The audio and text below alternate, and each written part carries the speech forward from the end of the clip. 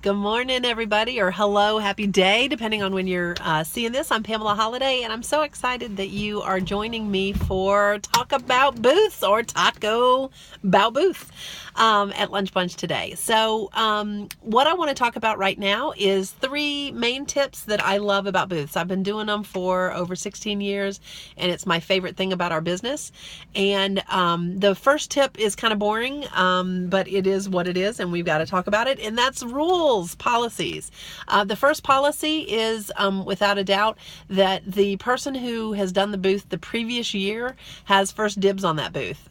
You would be frustrated if you did a booth and then someone came in and took it, and we want to just respect each other in all of that.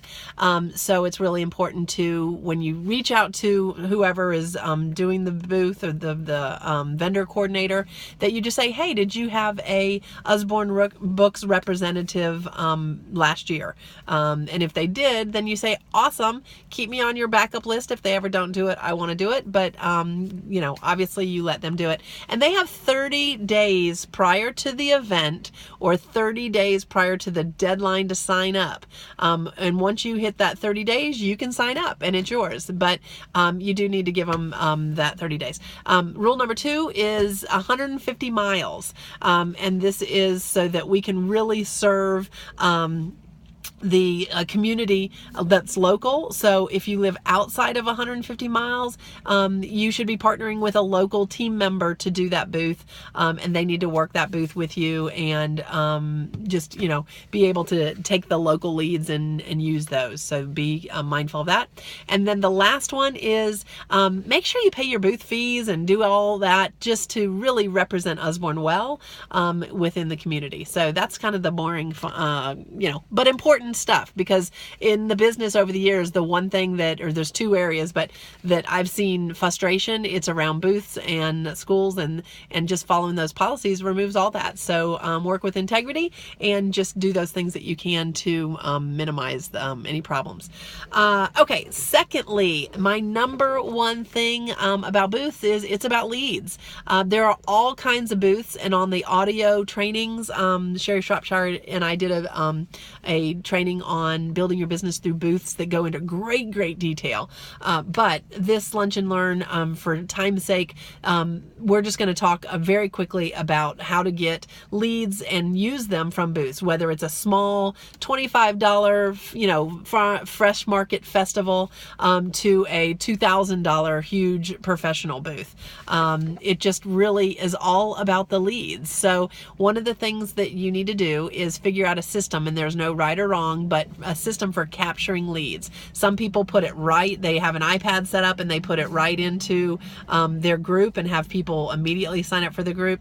Other people have beautiful printouts that just get their name, phone number, email. And then there are people like me who on the fly literally just have a pad of paper and have people write their name, email, and phone number. I mean, it depends what your style is and what works for you. And I just want you to encourage you to do it. Other people do a drawing. It's not my favorite because you end up getting people who just want the free stuff. I really want to talk to the people I'm getting their names, because I don't have time to wade through all the people who just want free books. I really am looking for people who are interested in the business, interested in hosting a Facebook party or a home party, or interested in a customer newsletter or a VIP group. That's the people I really want to focus on. So, but the key is capturing that information. So that's vitally important. A lot of people go into booths thinking they're going to make a ton of money. And to be honest, most day booths where you're at a tent and you're out in the open, you're typically going to sell maybe $200-$300, and it's really about the leads. And then if you get to a farmer's market, a fair, like a county fair or a state fair or some professional booths, you're obviously selling a huge quantity, and sometimes the leads can get kind of pushed to the side because you do need to make quite a bit of money to pay for those exorbitant booth fees. So just be aware, leads are important. It's what you're there for. If you're stagnant in your business, the best thing you can go do is go get a fun small booth and meet people who love your books. They're going to walk into your booth and they're going to come to you and say, I love these books. And then you've got a new hot lead for a customer, for a show, or hopefully for a recruit as well. So that's key. Next thing I want to talk about is just really focusing on your demeanor at a booth. It is so important. I'm shocked at the number of people I'll walk by a booth and they're sitting down looking at magazines or looking at their phone or looking, I don't know what they're looking at, but they're not looking up. I never have a chair in my booth. I might have one of those little round stools just to relieve my, knees or something if it's a big, long 5-day booth.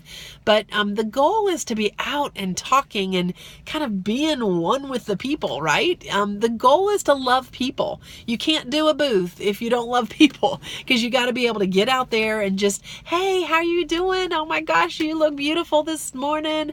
How are you familiar with Usborne? And tell me about the age of your, kids in your life, because they may not have children themselves, but they may be an aunt. They may be a best friend of somebody who has kids, or a grandmother. So I just really talk it up with them, get to know them. Now, again, that's the whole point of a booth, is to build relationships. So have fun. What brings you in? Have you heard of Usborne Books and More before?